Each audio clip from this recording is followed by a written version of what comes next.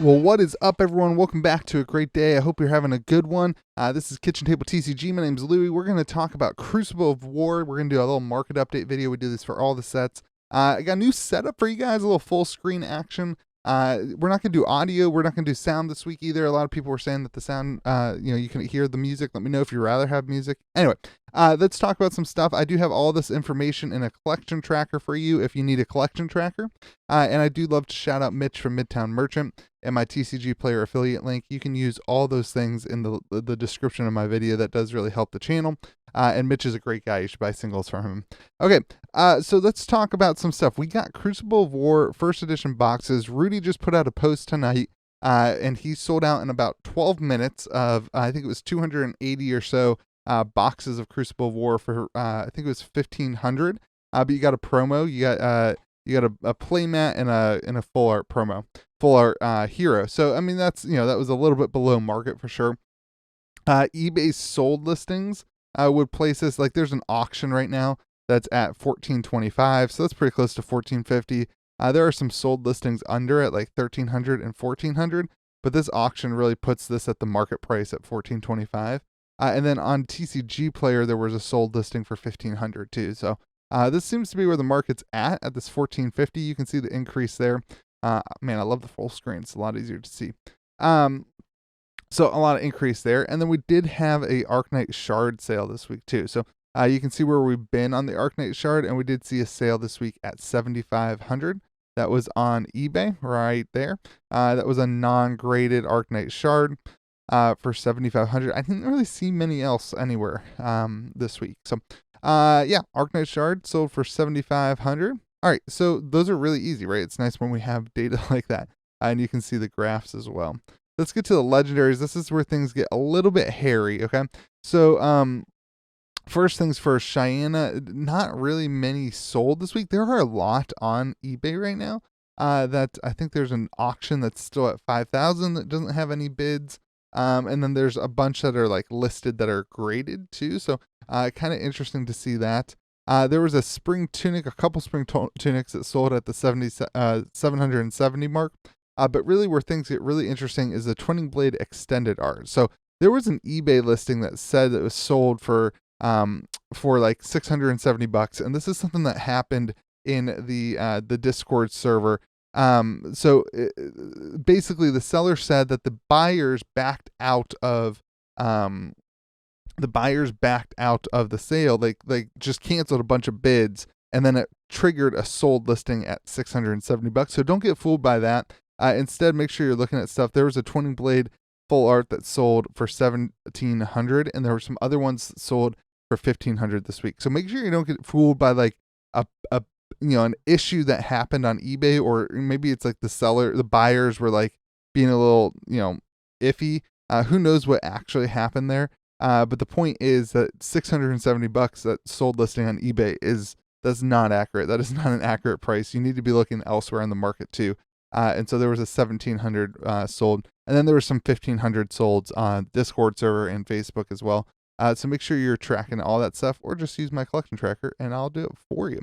So yeah, so that puts your total on the legendary is actually up this week because of that huge sale of Twinning Blade. So we're up 8%, whereas last week we were down pretty rough because Cheyenne went from 8,500 to 6,600. So Cheyenne is really having a hard time right now. It seems like the attitude of the market is like everybody was buying Cheyennes for a while, and then it seems like everybody who was buying Cheyennes, I mean, we skyrocketed on the Cheyenne. And like, okay, so if you compare the Cheyenne with the Fabled, like the numbers just weren't as rapid for a while, but now it seems like the attention is back on the Arknight Shard, and Cheyenne is not doesn't have much attention on it. So yeah, so we're up though 8%, and a big part of that difference was because Cheyenne was so low, kind of moving last week. That's what the huge negative number was last week. So, all right, let's look at the cold foils. So lots of the rare cold foils are selling. We're evening out at like the 240 to 300 range. We're still seeing Sledge of Anvilheim selling for higher, like at the 450. I don't really fully understand that, to be honest with you. But there are still, there's another sold or two sold listings, I think, this week at 450. Let's see, Harmonized Kadachi is moving up to 280. Edge of Autumn for 210. All right, so there was a Centauri Saber TCG player Centauri Sabers. The reverse version seems to have been purchased by some people. It seems like the reverse version, but there was a regular version available this week or right now actually for 250. So I don't know, what the deal is there. Maybe somebody just really needed a reverse and couldn't get anything else on the market. Usually these cards are pretty, they're pretty lined up usually. And then there was a plasma barrel shot that sold on eBay, and that sold for 350. But there's currently one available on TCG Player for 200. So I didn't want to use the sold listing of 350 because it's just, there was the market price is the lowest price available on the market or the most recent sold if it's higher, right? Like if a card's available on the market for $240, but one recently sold for 210, the market price would be 210. But if one sold for $350, but there's one on the market for 200, then you use the opposite. And so there's one that's 200. So that's the market price. Redliner up to 240, Reaping Blade to 270. That's there's a couple Reaping Blades I saw sold. Talishar the Lost Prince up just a couple bucks. And then we get to the Majestics, and this is where things again get kind of interesting to me. We are seeing just not a lot of movement on the cards in general, like not a ton of sold listings. And when we are seeing sold listings, there's a little bit of good movement, like Crater Fist up $50 or whatever. Breeze Rider Boots, there's one available for $690 on TCG Player. So last week sold. Like that doesn't bother me. Like probably what happened is this sold listing of a Breeze Rider 800 was on eBay, and the people who listed it on TCG Player saw this one from 2 weeks before. All that stuff makes sense. Courage of Bladehold though seems a little bit interesting to me. That 885, and that was a bid that ended on Saturday. So it's just lower than the other cards. I think what happened is that this bid that was accepted, this buy now offer that was accepted for 600, kind of scared some of these people who were bidding off of like, ooh, like is it really worth more? Because it was selling 3 or 4 days ago, tons of bidders in at the $1,200 mark. And I mean, this one is a PSA 9, so maybe you can't use that one. But here's a raw card with 13 bidders 3 days earlier for over 1,000. So I think that this best offer that was accepted really drove the price of the market down for some reason. Maybe people who were bidding saw this one. So wanted to identify that because that was kind of interesting to me that Courage of Bladehold is lower than like a Gambler's Gloves that sold for 1,000. Because typically typically Courage is the most expensive card in the set other than Cheyenne and the Shard. So Visitronic Model I, the reason I had this one highlighted is because there was a graded that's not really BGS that sold for 1,000, and it's kind of like how do you take this into consideration because it's not like the grading that we're all used to. So it's what is it, SCG? Like it's just not a grade that we are all like aware of or like utilize. So it's like, is this the new raw price or what? So I didn't really know what to do. So I just wanted to stand that out to you guys. Like to me, like I would kind of consider this like a raw price of like $900 probably. Like I wouldn't consider this grading service like reputable. I mean, there's like a hair there. I mean, it's just like not a reputable grading service, right? And so like I don't know what to do with that, but I just left it at. There was another one that sold for $729 on TCG Player. Just wanted to highlight that though. Bludge Thief down to 901. That was another auction, I believe.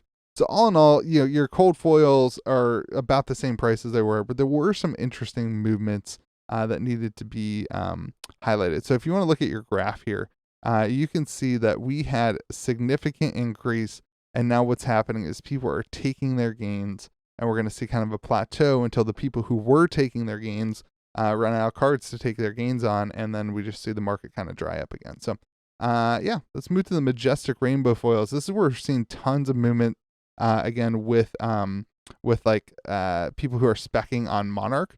So Beast Within happened last week. That was a big spec that people did with the Brute stuff that happened.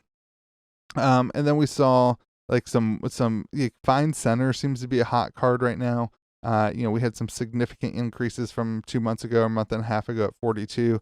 Just week to week, some significant increases with one dip. So 126 for a Fine Center. This is all rainbow foil, if I didn't say that. Twinning Blade, it seems to be holding its price at 115. Spoils of War seems to have kind of found itself a stagnation point at like the 220 mark, 225. Nothing else that's like absolutely crazy. Runeblood Barrier had a decent week this week, up to 113 for the rainbow foil. But nothing like massive like we were seeing. A Gorgonian Tome on eBay sold for 350, but there's one on TCG Player for 340. So like the market is moving on the rainbow foil Majestics, but there was not a massive. I think a lot of people kind of anticipated like we'd see a Ranger, or we did see previous growth again in Rattlebones, but we did not see the growth that we thought we would see, like with that fourth class being spoiled, that if it was one of the classes from Cruise. So I think that kind of threw people through a loop a little bit, which is great for the market to do that. All in all, though, still a 7% increase. I mean, like it wasn't a 28% increase like last week, but still a 7% increase with some decent gains across the board. And you can see we started up high back here at the beginning of the year. We dipped down a little bit, and then it's just been a nice gradual increase all the way up to the average price that we're at now for 192.59. The Majestics also very similar thing. A lot of the things I just said apply to the Majestics. These cards that are the non-foil equipment are also moving pretty good and kind of continuously gaining value. $5-10 at a time, which is good to know that like Crucible Unlimited is coming out, because we don't want those to be too expensive and not have playable cards underneath that. So I don't think there was anything that I was like really shocked at. Like a Rattlebone selling for 69 is still increasing. Twinning Blade is like, this card is crazy to me. I know this is like the card that Rudy talks about a lot. Maybe that has something to do with it. He just on his videos all the time. He loves the card, and that kind of transfers over to a lot of people. Spoils of War, of course, is just super played, and everybody needs one, and nobody has one. And the only card, Metacarpus Node, kind of lost a little bit of value, but Gambler's Gloves lost a little bit of value as well. Nothing really huge. A 4% increase. Your average card is sitting at 55.42 for your regular non-foil Majestics. Let's look at the rares. Keep in mind, for the most part, I use TCG Player low. Benji was kind of the on this one the outlier. TCG low on Benji right now for the foil version is $140. And there was an eBay sold listing. You had to kind of dig around through all the cold foils, but there was an eBay sold listing for 100, and there were a bunch of these sold this week. So I don't know. I know Benji in my local in our Kitchen Table TCG Discord server, a couple people have been playing Benji. I don't know if people are kind of scooping up the rainbow foil version or what exactly is going on there. But $100 seems to be the market price right now. The next one available is like at the 140 mark though.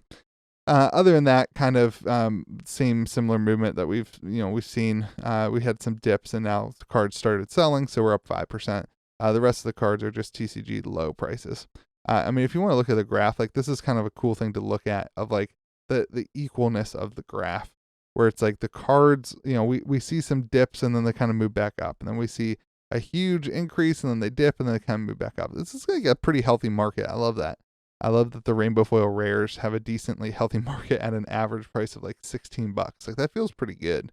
All right, the regular rares, let's see how they're doing. This is the non-foil.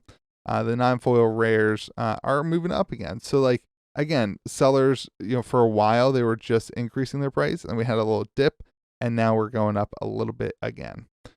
The commons, actually the rainbow foil commons are quite interesting to look at, because you have things like the tokens. The Seismic Surge token, the low on it is $26. Ira is at $21. There's like some decent value in some of the, like this Whirling Mist Blossom it's a great story. Out for Blood, I mean, this is the low pricing, so some of these like don't actually get picked up at quite these price. But what we do every week is we kind of look at what's the average. So Rune Chant tokens up to $780. I love it.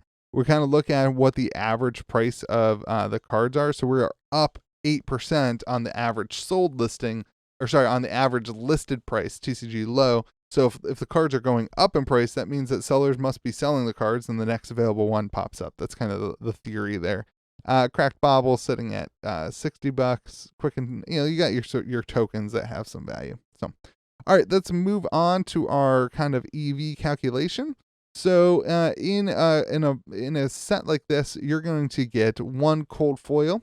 And so what I've done here is that you are kind of the rate that I go with here is that you're going to get a cold foil. Sorry, let me figure this out here. It's right here. So you're going to get there's 14 rare cold foils and there's 9 majestic cold foils, and you're like twice as likely to get the twice as likely to get the rare cold foil as you are the majestic cold foil. So that's how this is calculated. So that kind of takes your average cold foil price and it pushes it up to 309 versus like the average cold foil price being it was a little bit higher than that because of the majestic. So anyway, you get 1 cold foil per box. You get 6 majestics per box. You get 2 foil majestics per box. This is all on average. You get 41 rares, 5 foil rares, and then 1 in every around 10 box has a chance at the legendary. 1 in every like around 40 boxes has a chance at the fable. So that puts your box EV at $1,428, which makes that Rudy deal seem pretty great. I definitely purchased another box of Crucible. I'll probably do a box opening or box break for Crucible War, and I like playmats, so then I get to keep a little playmat. Anyway, moving on. That kind of puts your box EV at $1,428. Now, if you get no legendary and no fabled, that puts the EV at $938. That being said, if you pull a majestic cold foil, but you don't hit the legendary or the fabled, that puts your EV at $1,392, which is still very close to the $1,450. Now, this is where I start seeing, like, if you hit a majestic, it's worth it to open a box. Like, there's still arbitrage there. I guess not really technically arbitrage, but like it's still worth it to open the box, which is really cool. But if you hit a rare cold foil, this is where it's like, okay, so it's not necessarily worth opening the box. That being said, we do track the master now. So if you own 1 card of every rarity, right, like 1 card of every printing, so 1 non-foil, 1 foil, and 1 cold foil, your total value would be sitting at $32,296.19. Let's look at where this compares to last week. So we are up another 5% on the average, basically, of the cards. It's incredible to see how this has just continued to rise. And even as people are taking gains, the cards are still gaining value. And even as more come to the market, the cards are still gaining value. Even like Cheyenne not selling for anything more, we still got like a bonus. So it's cool to see that the whole encompassing factor of the cards is growing. Let's look at the top cards to gain or lose value. So the top card to gain value this week in foil was Stamp Authority, going from $32 to $64. That's a 60 or 96% increase. Unified Decree going from 23 to 40. That's a 73% increase. And Mangle, this was all red or rainbow foil Majestics. Mangle going from 23 to 38. That's a 65% increases. Honestly, our increases weren't massive this week. There was nothing that like really, really spiked. Twinning Blade on there is an increase of $550, which is just 50%, but that is a pretty big one. And then the non-foil gainers, Unified Decree, going from 12 to 25. That was an interesting one because that card has not been used much. That's a gain of 108%. Stamp Authority going from 15 to 30. That's a gain of 100%. And Rattlebones, which seems to be a pretty hot card with Rune Blade, all the shenanigans that are going on with like a mid-range Rune Blade. Especially like the Shadow Rune Blade has a lot of things happening. That's going from 50 to 69. That's a 38% increase. All right, let's look at some cards that lost some value. So Plasma Purifier, the rainbow foil, last week was sitting at 89. This week on eBay, one sold for 64. That's a loss of 28%. Breeze Rider Boots cold foil. That card has gone up and down and up and down and up and down and up and down. There's currently one listed on TCG Player for 690. That's a loss of 13%. And then Courage of Bladehold on here too, which is just a weird card to see on a weekly foil loser list because it's been so hot. But last week was sitting at over 1,000. This week's at 885. That's a loss of just 12%. So, all right, the non-foil losers, Flood of Force, got a little push last week, but is back to the value that it was before. That's a 50% decrease after a 50% increase last week. Feign Death, 54 to 35.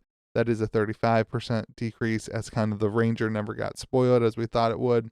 And then the Massacre going from 40 to 34, which is just a 15% decrease. So, All right, that is the market update. I hope you guys have a great day, and I hope that you found this helpful to you. If you are looking for a collection tracker, head to patreon.com/KitchenTableTCG, where you can get yourself a nice little collection tracker that looks something like this. And we are working on an update to this to Collection Tracker 2.0 that will have lots of different things, a lot of different functions, even more, the sets will be in there, but we'll also add some other promo stuff and like play mats and stuff like that.